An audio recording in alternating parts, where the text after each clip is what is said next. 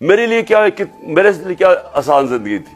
میں کرکٹ کے بعد کچھ بھی نہ کرتا, تھوڑی سی کرکٹ کے اوپر بات چیت کرتا ہوں. اللہ نے مقام اتنا دیا ہوا ہے میں کروڑوں روپیہ کما سکتا ہوں. مجھے تو کچھ کرنے کی ضرورت نہیں تھی. لیکن اللہ نے ہمیں کسی مقصد کے لیے پیدا کیا ہے. جانور آتے ہیں, بچے پیدا کرتے ہیں, کھا پی کے مر جاتے ہیں.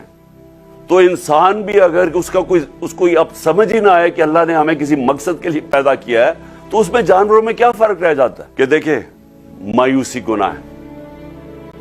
آپ مایوس ہو کے گھر بیٹھ جائیں یا آپ باہر ٹکٹ لے کے کسی اور ملک میں چلے جائیں اور کوئی نوکری مل جائے, میری نظر میں یہ ایک انسان اپنی جو ڈیوٹی ہے معاشرے کو, اس سے بھاگتا ہے. اصل آپ سب کی ڈیوٹی یہ ہے کہ ہم اب کھڑے ہوں اور ہم ان چوروں کا اور اس کرپٹ نظام کا مقابلہ کریں. اللہ کے بعد اس ملک کے جو وارث ہیں وہ عوام ہیں اور کوئی نہیں. عوام اس ملک کی وارث ہے اور میں ان میں آپ میں سے ہوں. ہم نے اس عوام نے ایک قوم بن کے ہم نے اس مشکل وقت سے نکلنا ہے.